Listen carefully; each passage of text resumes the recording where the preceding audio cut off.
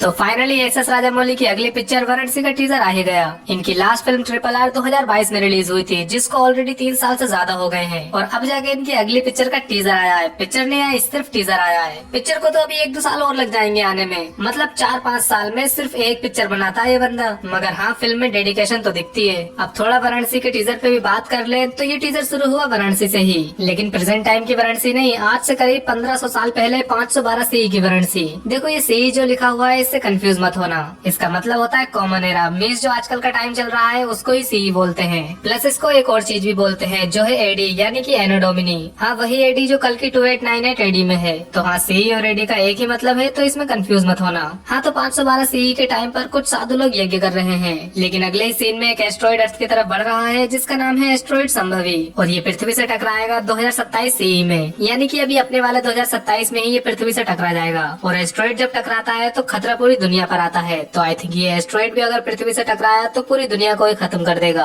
SS Rajamouli 2027 में दुनिया खत्म कर रहे हैं, लेकिन उन्हें क्या पता कि दुनिया तो 2026 में ही खत्म है। एनीवे, अगला सीन आया एंटार्क्टिका के रोज आइस शेल्फ का, जहाँ अगर आप ध्यान से देखो तो कुछ लोग यहाँ नाव में बैठे हैं और कुछ लोग इस बर्फ पर चढ़ भी रहे हैं। अब चढ़ना तो ठीक है, पर दिक्कत यह है कि यहाँ एक्चुअली कुछ लोग मर भी रहे हैं, लेकिन बाकी लोग फिर भी यहाँ से भाग नहीं रहे। दैट मीन्स कि इस बर्फ के अंदर कुछ तो इतना इम्पोर्टेंट है जो इनको हर कीमत पे चाहिए। प्लस एक बात और कि ये लोग हीरो की साइड तो बिल्कुल नहीं है, क्योंकि हीरो किसी को मरने नहीं भेजता, वो खुद रिस्क लेता है। इसलिए मुझे लगता है कि ये सभी पृथ्वीराज के कैरेक्टर कुंभा के आदमी हैं और वही इन्हें भेज रहा है यहाँ इस बर्फ में से वो इम्पोर्टेंट चीज लाने के लिए। अब खुद भी तो नहीं जा सकता, अब आए जे बेचारा क्या करें। आगे वही बर्फ एक्चुअली में एक आइसबर्ग निकला जिसके अंदर पूरी एक शिप जमी हुई है, एंड मैं भी शायद ये इसी की तलाश में यहाँ आए हूँ। वैसे यहाँ कुछ लोगों की भी कुल्फी जमी हुई है। इसके बाद अफ्रीका का एक सीन जहाँ सारे जानवर कहीं भाग रहे हैं। टू बी ऑनेस्ट, मैं इसका कोई मतलब नहीं निकाल पाया। मैं भी शायद एस्ट्रॉइड गिर चुका हो इसलिए ये सारे जानवर भाग रहे हैं, आई डोंट नो। आगे यहाँ कई सारे हिप्पो एक बंदर के पीछे लगे हैं, पर इंटरेस्टिंग चीज यहाँ पर है ये रस्सी, जिसको वहाँ दूर नाव पर एक बंदा पकड़े हुए है जो कि महेश बाबू ही होंगे, जिनको ये नदी पार करनी होगी, लेकिन हिप्पोस की वजह से कर नहीं पा रहे होंगे। इसलिए हिप्पोस का ध्यान भटकाने के लिए उन्होंने इस बंदर का इस्तेमाल किया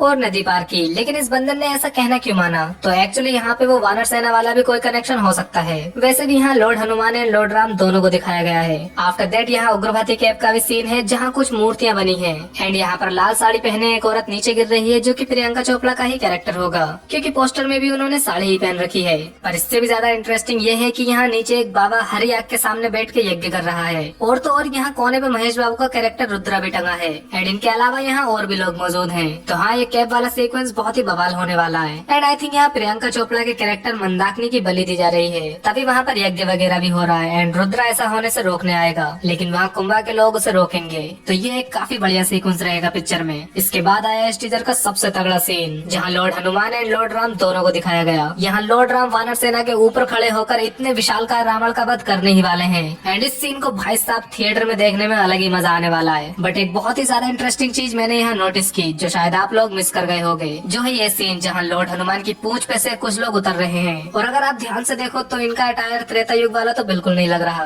क्योंकि ये लोग त्रेता युग से हैं ही नहीं। एक्चुअली में इस रथ को जो बंदा चला रहा है वो महेश बाबू यानी कि रुद्र है, एंड रथ के पीछे एक सीट भी अटैच है जो कि और किसी की नहीं बल्कि कुंभा की है। ये डिटेल देखकर मैं इस फिल्म के लिए और भी ज्यादा एक्साइटेड हो गया। बस एक चीज क्लियर नहीं हुई कि क्या ये एक फ्लैशबैक टाइप का सीन होगा या फिर ये लोग लिटरली टाइम ट्रेवल करके रामायण के युद्ध में पहुंचेंगे। ये देखना काफी इंटरेस्टिंग होगा। फिर है वाराणसी के मणिकर्णिका घाट का ये सीन, जहाँ एक ब्लू लाइट ऊपर से नीचे या फिर नीचे से ऊपर जा रही है। तो आई थिंक यहाँ पर वो जो एस्ट्रॉइड संभवी था उसको किसी वेपन के थ्रू अर्थ पे टकराने से पहले डिस्ट्रॉय करने की कोशिश की जा रही है, क्योंकि यहाँ समुद्र में छोटी छोटी चीजें भी देख सकते हो जिनके थ्रू ये लाइट ऊपर जा रही है। अब मुझे तो ऐसा ही लगता है कि ये सब उस एस्ट्रॉइड को डिस्ट्रॉय करने के लिए किया जा रहा है। इन सब के बाद फाइनली हमें फर्स्ट लुक मिला महेश बाबू के कैरेक्टर रुद्रा का, जो कि एक बुल पे सवार है, हाथ में त्रिशूल है, एंड गले में एक काफी यूनिक सा लॉकेट भी है, जिसको अगर आप भी खरीदना चाहो तो खरीद सकते हो। मैंने प्रोडक्ट्स में टैग कर दिया है। तो हाँ, महेश बाबू का लुक काफी सही लगा मुझे। एंड ये जो सीन है वो आई थिंक प्रेजेंट टाइम का ही होगा, क्योंकि यहाँ पीछे आप वाराणसी शहर भी देख सकते हो।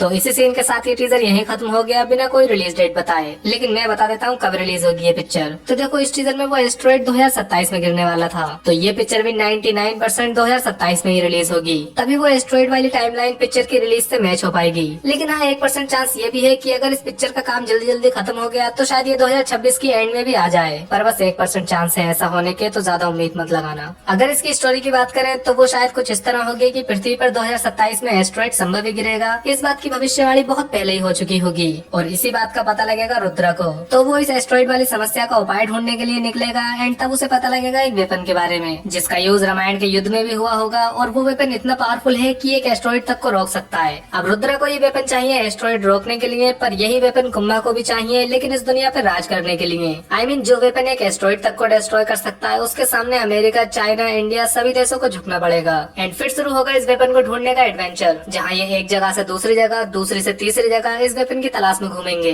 एंड इसी बीच वो रामायण वाला सीक्वेंस भी आएगा। अब वो वेपन क्या है, कैसा है, वो तो इस टीजर में नहीं दिखाया गया ऑब्वियसली, और जरूरी नहीं कि पिक्चर में भी ऐसा ही हो। ये सब मेरी थ्योरी थी, ऐसा मुझे लगता है कि इस पिक्चर में होगा। आपको क्या लगता है कमेंट्स में बताना। बाकी मुझे तो ये टीजर बढ़िया लगा एंड अगर आपको भी ये वीडियो अच्छी लगी हो तो लाइक जरूर कर देना एंड सामने वाली वीडियो भी देख लेना क्लिक करके।